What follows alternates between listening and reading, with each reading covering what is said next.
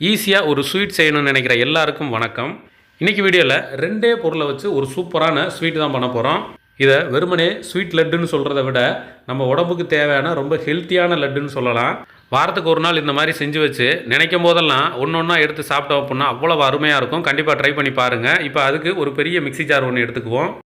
இப்போ இதில் நல்லா வறுத்த நிலக்கடலை பருப்பு ஒரு 150 கிராம் எடுத்து வச்சுருக்கிறோம். நல்லா தோலெல்லாம் நீக்கிட்டு எடுத்து இதில் உள்ளே சேர்த்தாச்சு. இதுக்கு வறுத்த பருப்பு தான் சேர்க்கணும். இப்போ இது கூட ஒரு 100 கிராம் அளவுக்கு வெல்லத்தை எடுத்து நல்லா துருவி வச்சுருக்கணும். இந்த மாதிரி நைஸாக துருவிட்டு அதையும் மிக்ஸி ஜாரில் சேர்த்துக்கலாம். இந்த இடத்துல வெல்லத்துக்கு பதிலாக நீங்கள் நாட்டு சக்கரை கூட சேர்த்துக்கலாம். இப்போ இது கூட ஒரு 3 ஏலக்காய் மட்டும் உள்ளே சேர்த்துக்குருவோம். ஏலக்காய் பொடி இருந்ததுன்னா கூட ஒரு 1/4 டீஸ்பூன் சேர்த்துக்கோங்க. இப்போ இது எல்லாத்தையுமே நல்லா ஒன்று போல் இந்த மாதிரி அரைச்சி எடுத்துகிட்டு வந்தாச்சு. ரொம்ப நைஸாக அரைக்க வேண்டாம், ஓரளவுக்கு லேசான ஒரு கொரகொரப்பில் இருந்தால் போதும். இப்போ அரைச்சி எடுத்த அந்த மாவை அப்படியே ஒரு பெரிய மிக்சிங் பவுலில் சேர்த்துடலாம். அது கூடவே ஒரே ஒரு டேபிள் ஸ்பூன் அளவுக்கு மட்டும் நெய் சேர்த்துக்கிறோம். நெய் கட்டியாக இருந்தாலும் பரவாயில்ல, இல்லை உருக்கி இருந்தாலும் பரவாயில்ல, நீங்கள் அதில் சேர்த்துக்கலாம். சேர்த்துட்டு ஒரு வாட்டி எல்லாத்தையும் நல்லா கலந்து விட்டுறலாம்.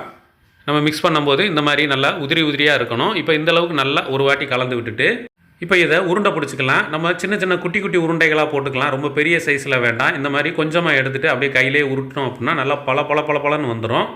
இந்த மாதிரி உருட்டிட்டு தனியாக எடுத்து வச்சுக்கலாம். இதே மாதிரி மீதம் இருக்கிற எல்லாத்தையுமே சூப்பரான ஒரு குட்டி உருண்டையாக போட்டு உங்கள் வீட்டில் இருக்கிறவங்களுக்கெல்லாம் கொடுத்து சந்தோஷமாக நீங்களும் சாப்பிடுங்க. சாப்பிட்டு பார்த்துட்டு டேஸ்ட் எப்படி இருந்துச்சுங்கன்னு மறக்காமல் கமெண்ட்டில் சொல்லுங்கள். நன்றி, வணக்கம்.